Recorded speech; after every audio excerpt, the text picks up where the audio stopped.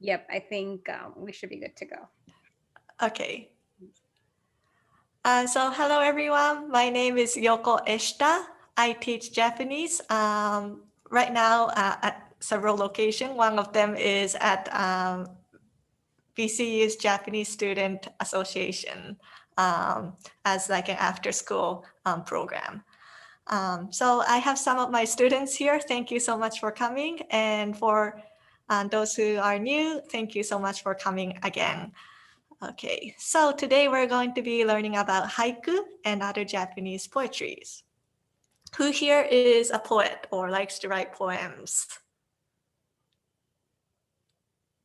I have a few, great, okay. Yeah,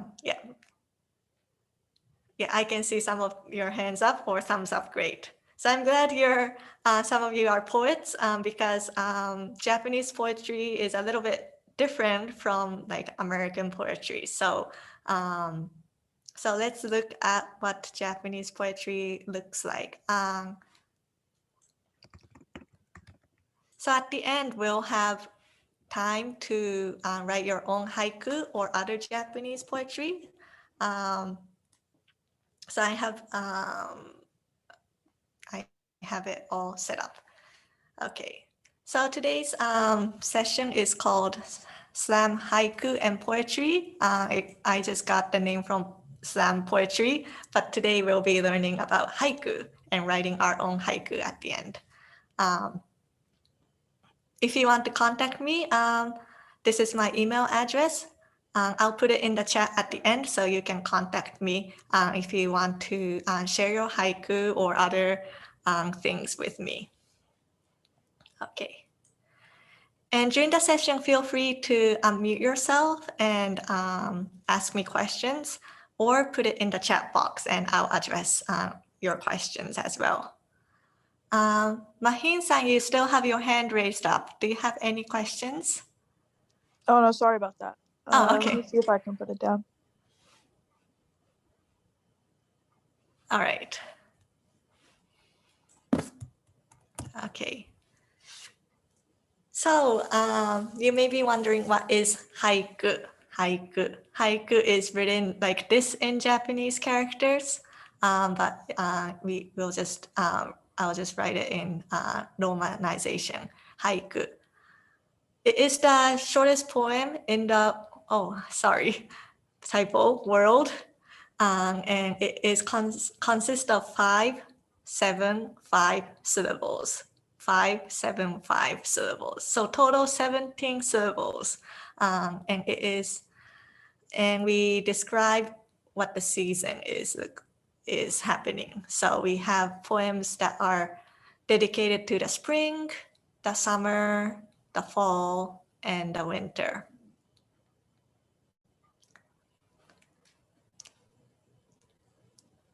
So we try to describe the scenery in 17 syllables, 5, 7, 5 syllables. But before we go into looking deeply more into haiku, I want to share why it became so short. Is because there are some reasons that I think. It comes from the wabi and sabi concept. This is a Japanese concept, wabi and sabi. In English, it is usually translated as beauty in the simplicity. So if you look at these two pictures, what do you see? You can unmute yourself and tell me what you see in this picture or in these pictures. There are two different types of cup, and Yeah. one is really fancy and the other is simple. Yes, one is a fancy cup and the other is a simple cup. So on your left, this is a teacup, Japanese tea ceremony teacup. It's very simple. It doesn't have a lot of design on it. You can still see like the texture of the material that was made.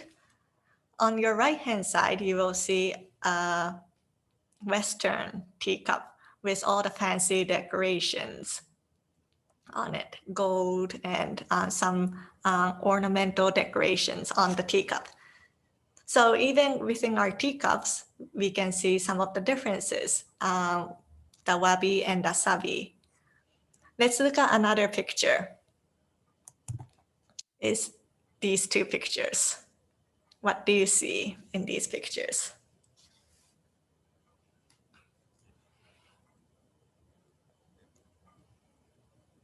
There are two flower arrangements, and the one on the right is a lot fuller, and there's a lot going on, a lot of different colors. And the left one is more, it's simple, but it looks like it was done, or they both look like they're done very intentionally. But. Yes, Amanda-san, thank you so much. Yes, that is what I wanted to point at.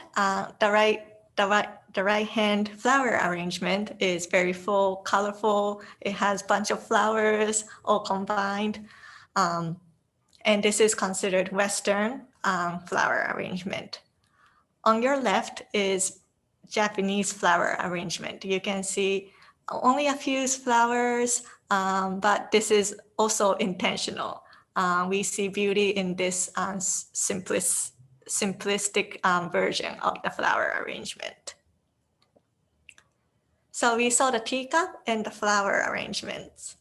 There's one more picture that I want you to look at to compare the wabi-sabi thing. So last picture is these two pictures. What do you see?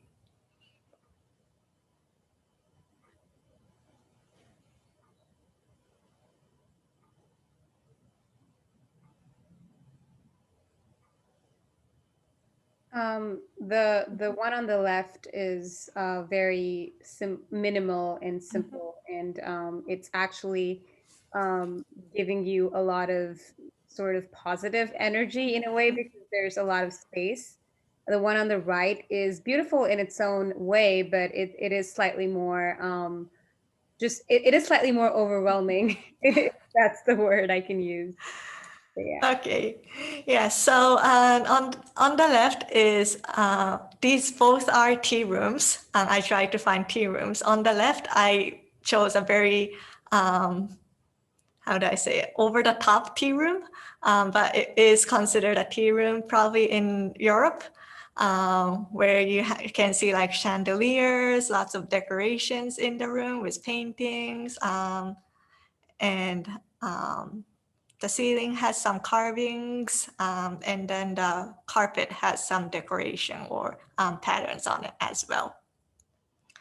On the left is the Japanese tea room.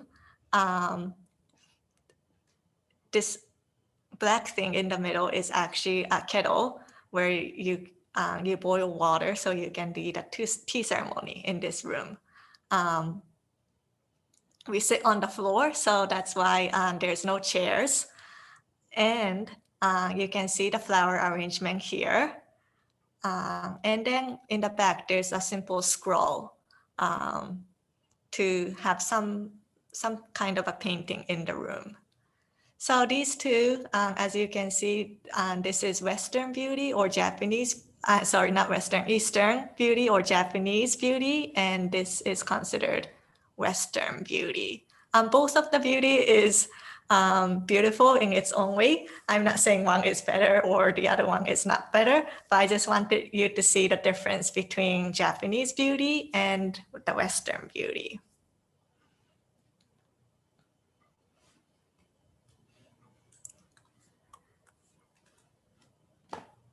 Okay. So the wabi-sabi, because of this, you sort of understood what wabi-sabi is. It's like philosophical way of thinking. So it's very hard to explain it in one word or one English translation. A lot of people have been trying to describe what wabi and sabi is. Some famous people that I listed here is, one of them is called Sen no Rikyu. He's a tea ceremony master. And he said, wabi and sabi is the art of finding beauty in imperfection. Another person, Shozo Kato, he is a kendo master. He compared Western beauty versus Eastern beauty. He said that Western beauty is radiance, majesty, grandness, and broadness.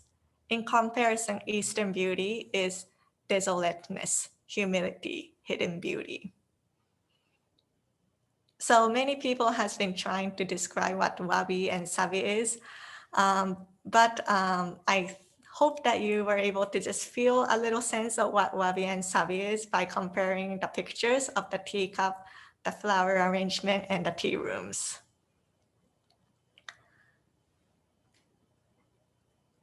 Any questions up until here? Okay, so let's move on. So because of wabi and sabi, our poetry system became shorter and shorter and shorter. Is one thing that I wanted to say, because we see beauty in imperfection and like minimalist way. So before we go into haiku, haiku developed from what we call waka. Waka is translated as Japanese poetry. Japanese poetry. So waka was structured in a way of 5, 7, 5, 7, 7 syllables. 5 syllables first, 7 syllables next, 5 next, 7 and 7. And then we had what we call an upper verse, which consisted of 5, 7, 5. And then a lower verse, which consists of 7, 7. And this was to express feelings. It was not about like seasons. It was more about writing about love or pain and being more dramatic. So there are lots of poetries that were written in 5, 7, 5, 7, 7 syllables. One of the famous poetries is called Ogura Hyakunin Isshu. Ogura Hyakunin Isshu. It is 100 waka by 100 poets, and it was created around 1235. So at that time, many people were writing poems. So someone wanted to create a book of like the most well-represented waka poetry. So they decided to choose 100 poets. And now we have it in a card game that looks like this on the picture.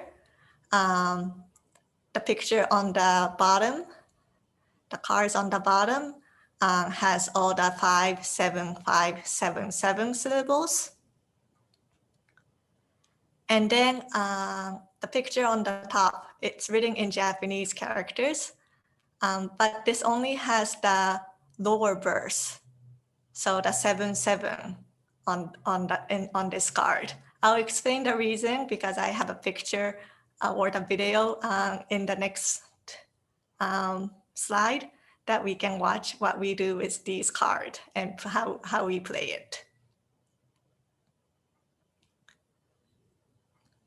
So waka, the 5, 7, 5, 7, 7 syllables were the original Japanese poetry style.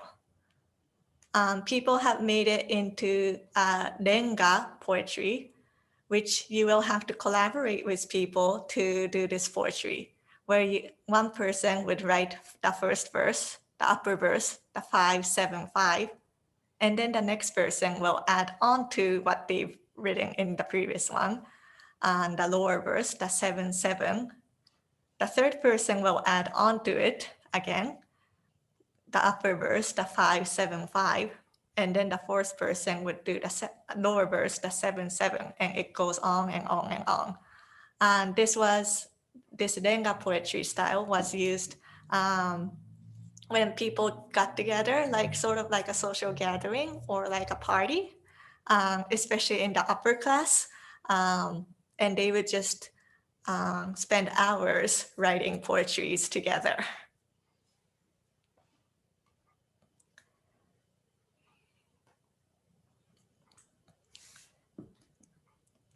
So going back to Hyakunin issue, the 100 waka and 100 poets, I'll explain briefly how you would play it. So because there's only 100 poems, people memorize these poems by heart. And they created a game called Karuta. And how you play it is you are divided into two teams, or you compete by one versus one. And then someone will read out the upper verse, the 5-7-5. And since you memorize the poem, you have to get the 7-7 part, which is just the writing on it. So you would have to slap on the according verse just by listening to the upper verse. And you have to match the upper verse and the lower verse together.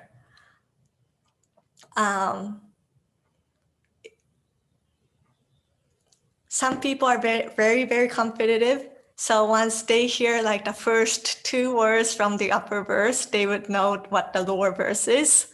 And they could slap the correct lower verse without listening to all of it. And it has become a very competitive game in Japan. So I would like to share a video of them doing it. Let me see whether I need to, yep. And usually people would wear a traditional costume, kimono, when they're doing it. And recently, because of pop culture, especially with manga and anime, people have been going back to doing karuta again. Sorry, my computer is being a little bit slow.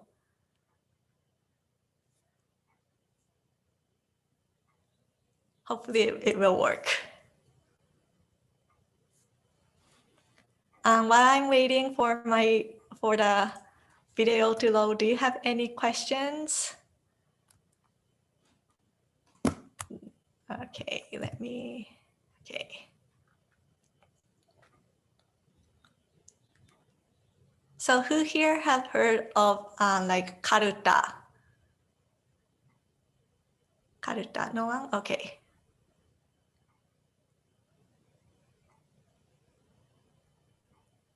It's coming.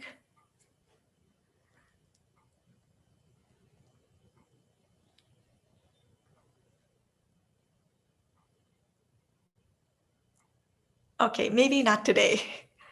It may not happen today.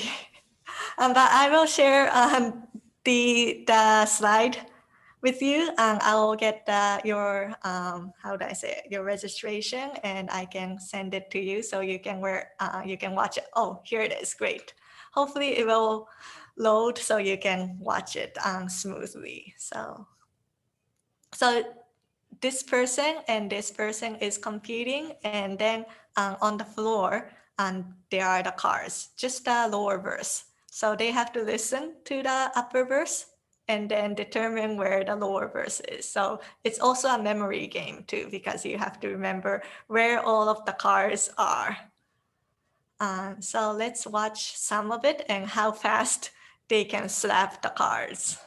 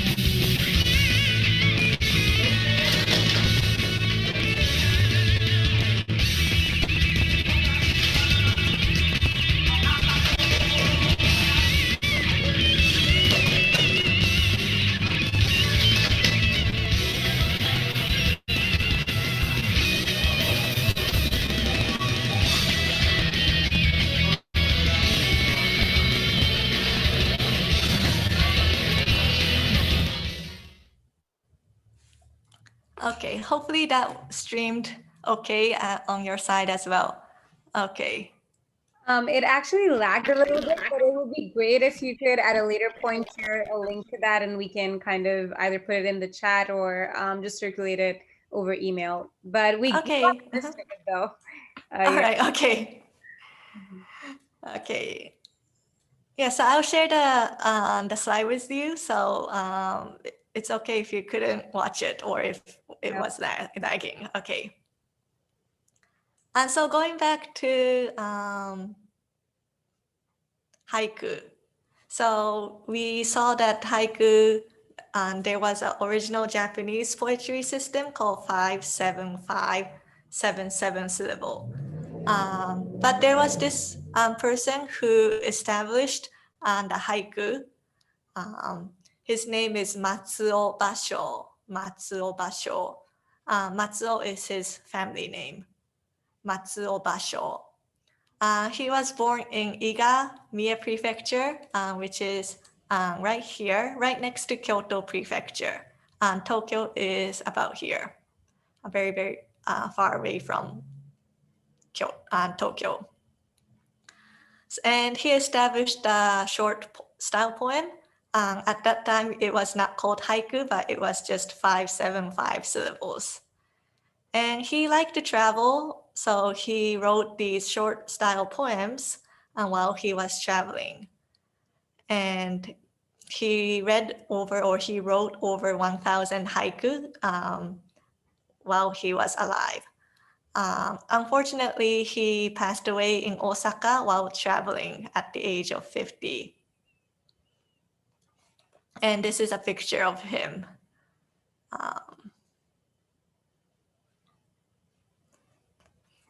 So because he liked writing poetries and traveling, he has a very famous travel diary or travel poetry book called Oku no Hosomichi. Oku no Hosomichi. In the English translation is The Narrow Road to the Deep North. The Narrow Road to the Deep North. If you want to read more of his haiku, I'm sure there is all the English translation in the book, in the translated version. So back in the days, there was no cars or planes or anything. So he walked from Tokyo up to the northern part of Japan and then made his way down on the east coast of Japan. And he apparently walked about 2,400 kilometers, which is about 1,491 miles on foot. This is what he apparently looked like while he was traveling.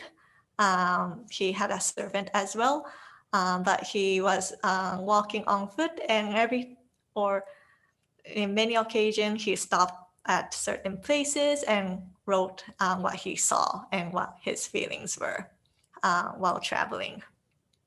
He did all of these trips in 150 days. This is one location where he stopped and wrote haiku. Unfortunately, right now you can see like the roads, the cars, and like the highways up here. But I think while he was traveling, I think this was a beautiful like forest with great scenery.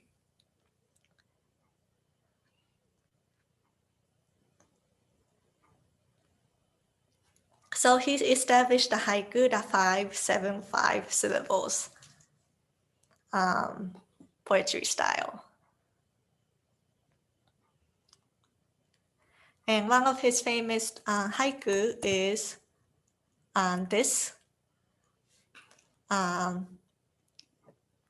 I wrote the Japanese up here. People have tried to translate it in simple English as much as possible, but I'll read the Japanese haiku first. Furu ike ya kawazu tobikomu mizu no oto. 降る池や河飛び込む水の音. So as you can see, if you count 降る池や, that's 5 syllables. 河飛び込む 7. 水の音 5. So it's 5, 7, 5. Unfortunately, the translation does not follow the 5, 7, 5 syllables because it is so hard to match it. But I hope you can see that like a picture like this, or maybe after the frog jumping the pond, you can imagine the scenery of what it looked like. And you can hear the splash of little water once you do it.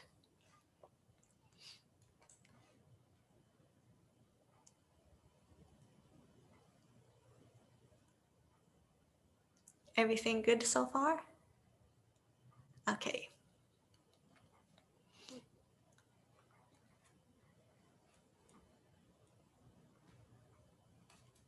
And while writing a haiku, one of the most important things to have is kigo. Kigo. Kigo is season words. Instead of just writing spring or summer or fall, we like to use other words to describe the seasons. Like if you want to write about the spring, we put a word in like cherry blossoms, or like flowers, tulips, Easter, rabbit, bird, hatch. I have adopted this into like the American version because I put in like Easter. And then in the previous one, the frog actually is a season word for the summer. So we know that this was written in the summertime.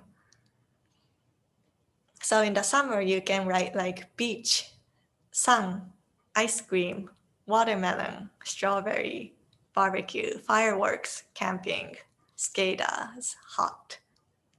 Instead of writing summer, you can say something like, I'm eating watermelon or something like that. And we'll know that you're talking about summertime.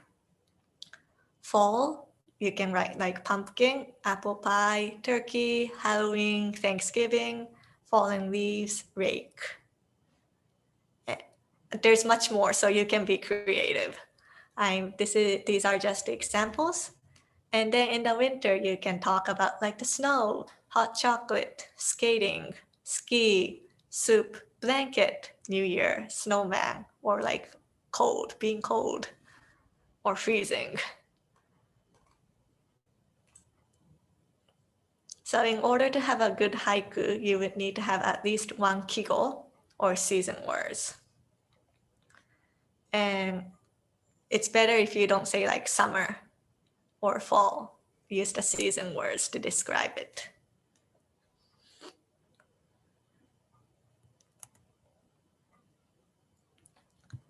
So now, let's write your own haiku. Is everyone ready? Great. So haiku is quite hard to write because you can only use 5, 7, 5 syllables. The way I learned it in school, we had to do haiku classes in Japanese school, like in elementary school and middle school and high school. Many of the times the teachers taught us like, take a snapshot of the scene in your mind. And what do you see in the scene? And try to find the seasonal word first. And then determine your subject matter. Pay attention to small details in the scene. And in haiku, nature themes are the most common. So we like to talk about nature in haiku. And then we try to figure out the 5, 7, 5 syllables. We have to play around with words and look for the right wording as well. Traditional haiku had to have kigo, seasonal word. But modern haiku, you don't have to have seasonal word, and you can adjust the syllables a little bit. Like instead of 5-6-5, it can be 6-7-5 or like 5-8-5. So modern haiku, you can be a little bit experimental and be more creative. And then if you're writing a haiku, you would separate it into three lines. The first 5 syllables on the first, the second, the 7 syllables, and the third, the 5th syllable, the 5 syllable one.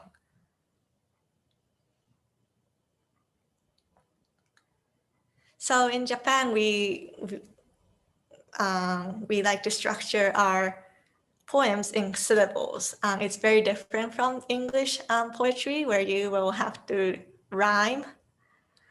We don't do rhyming, but instead we are more conscious about the syllables.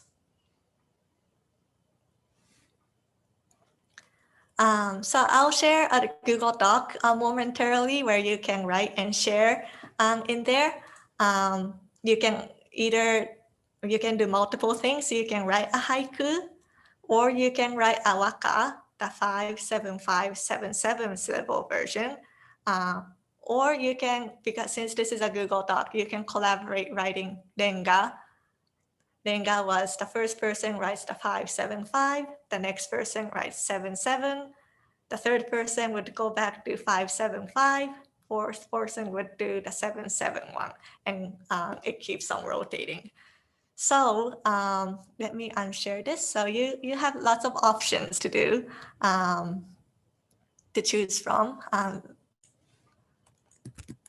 And here is the Google Doc.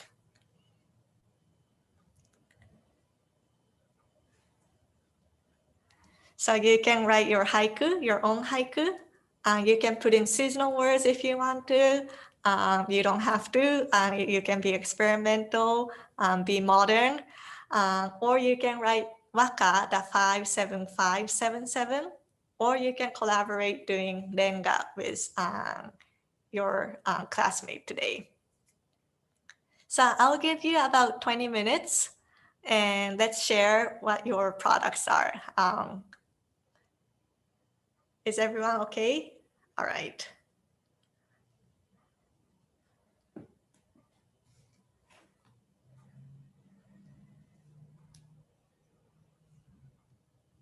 Okay, 20 minutes.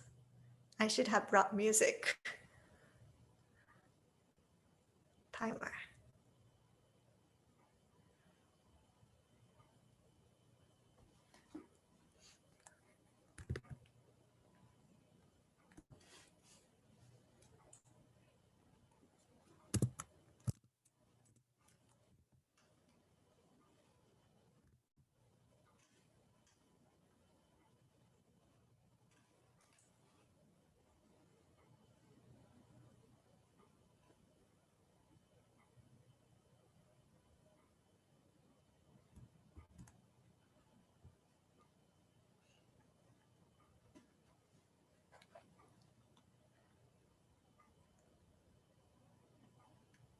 I can see some people writing in Japanese. Of course, you can write it in English, so don't worry. I think those who are writing in Japanese are my Japanese class students. So, and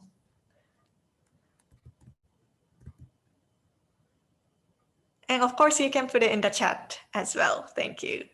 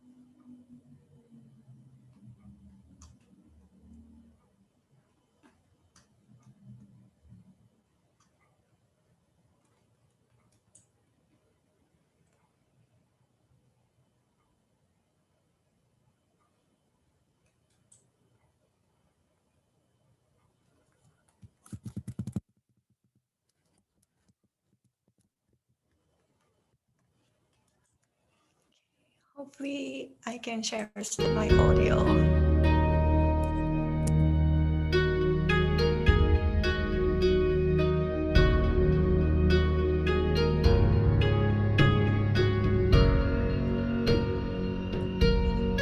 Jessica, I can see your thumbs up. So you can be in the spirit of writing.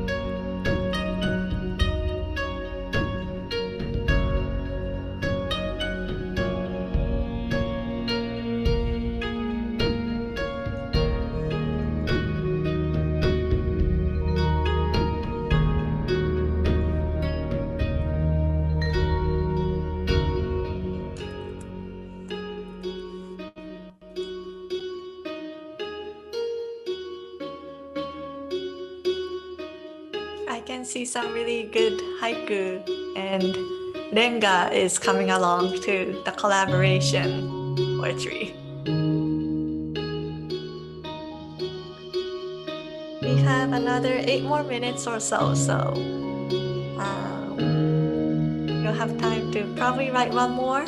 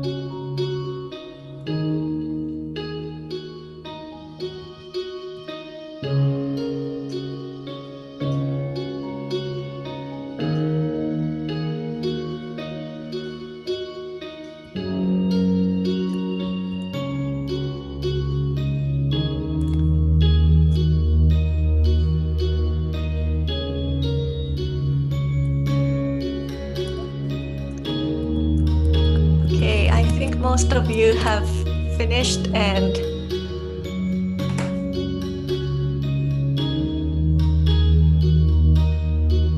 those who are writing, you have a few more minutes to wrap it up, but let's share your creation. I know we had about 3 more minutes left, but let's share your haiku or waka or renga collaboration.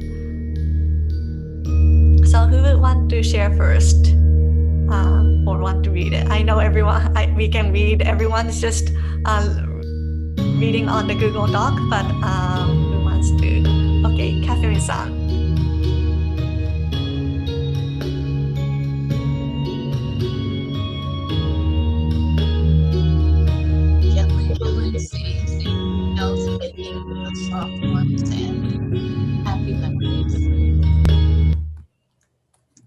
Sorry, could you say it again? Sorry, my volume was so low because of the music, so I couldn't hear you. Gently rolling sea, shells baking in the soft warm sand, happy memories. Great. And one more, Mm-hmm. happy cat trotting, a bluebird chirps in the nest, kitty chirps Oh, along. that's cute.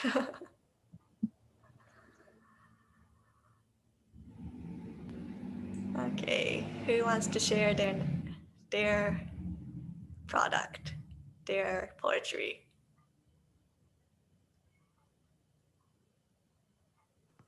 I'll Hi, go Kit. next. Oh, okay.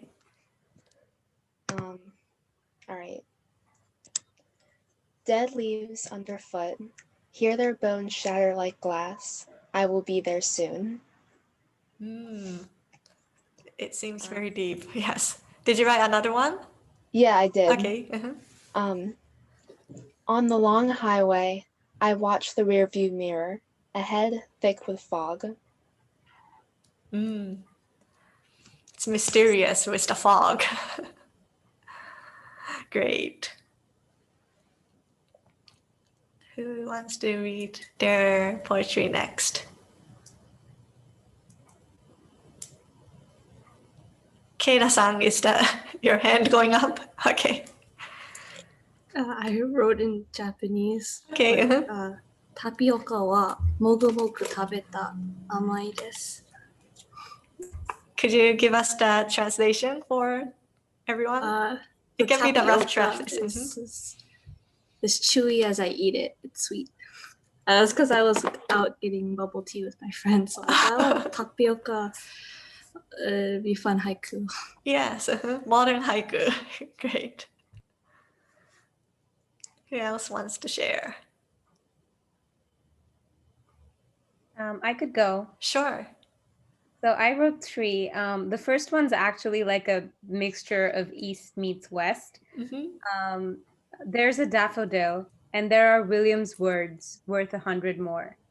So I hope everyone caught the pun on William's Wordsworth. That's the first one. The second one is, the ant never knew how heavy was her burden until she kept it down. That's the second one. And the third one is, water talks to wave like it is another being. How brave, how naive, how sad. Great. It has very thoughtful meanings to it. So you're a poet. I'm actually a writer, like by profession, because okay. studying copywriting, which is writing for advertising. But yeah, I mean, I've always been a writer at heart. Okay, great. I appreciate that. Who wants to share their poem? Don't be shy. I know you wrote it on the Google Doc. So okay, Jessica-san. Yeah. Okay. So I wrote two haikus. A vibrant clearing, soft, itchy underneath us in my memory. And then the second one is green leaf branches swing, bright pale blue above us all, warmth like no other. It's probably, did you write it in this season, thinking about this weather? Yeah, I just looked outside my window and that's kind of the feeling I got. Great, that's what haiku is. You just look outside a window and describe what you see. Yeah. Great job. Mahin-san, you were unmuted for a while, so. Oh yeah, I can share mine. Let me just pull it up. I wrote it before the fall, so it was months ago. But it says, in a month or so, when the leaves begin to die, my spirit will grow. It's kind of sad, but hopeful that your spirit is going to grow. That's great.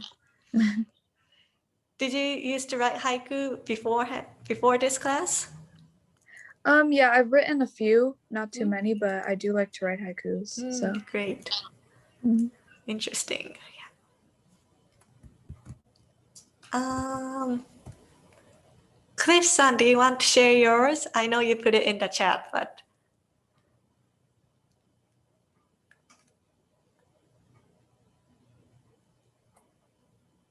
I need to unmute myself. Can you hear? Yes, we can hear you. Oh, okay.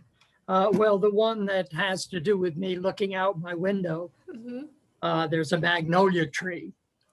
So it reads, magnolia tree drops a stiff bronze leaf or two into the bird bath. Oh. I'll use that one. That's great. I can imagine the flowers and the leaves falling down. I saw some of the renga happening. Who wrote the renga? The collaboration. Okay, who did it first? So we can hear the whole renga. Was it you, Audrey? You're muted. So.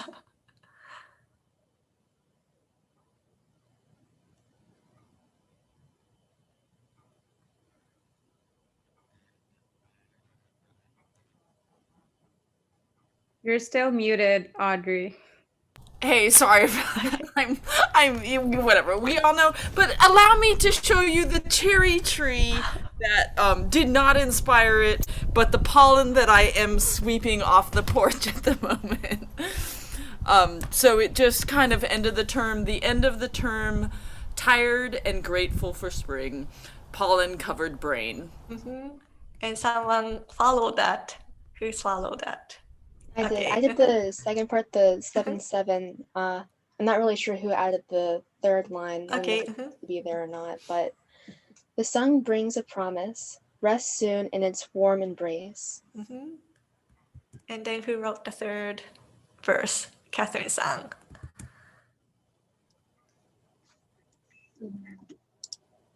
Sweet release from stress, but new beginnings ahead. Enjoy the here and now. Great. And if you wanted to, people can add on more, the 7/7 part, go back to 5/7/5 and talk about spring semester or what you did during spring semester in Nenga style. Great job, everyone. I'm very proud that you were able to write haiku like within 20 minutes. I'm not a poet or a writer, so I struggle writing these, even in Japanese. So I'm very impressed with all of you being able to write spontaneously. But do you have any questions or comments?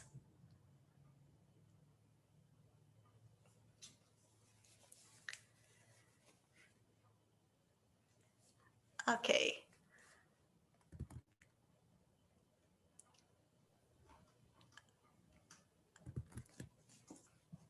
Okay, so is there something in the chat? Okay. So I hope you were able to know what haiku is and what other Japanese poetry styles existed besides haiku. Haiku was the minimalist way to write and express what you see. Was writing haiku hard or easy? So. Counting the syllables is really hard for me. And like sticking to the limit. But yeah, the syllable is hard. You have to count what you're writing, the 5/7/5. But at the same time, writing English poetry, rhyming it is also hard as well. So it both has pros and cons. Yes, Imani-san, thank you for your comment. It's fun, yes. Once you get into it, it's fun just figuring out the syllables. Especially English, you have like 5-syllable words, which just dominate one line, and you have to be careful of your word choices. So it's fun. So I hope you continue writing haiku and other Japanese poetry style. I'll send you the document and the PowerPoint once I receive all of your email list. But in the meantime, if you want to write to me or contact me, this is my email address. Thank you. Mm-hmm. Thank you for doing this for OMSA. Yeah, it's a pleasure. So thank you so much for your time.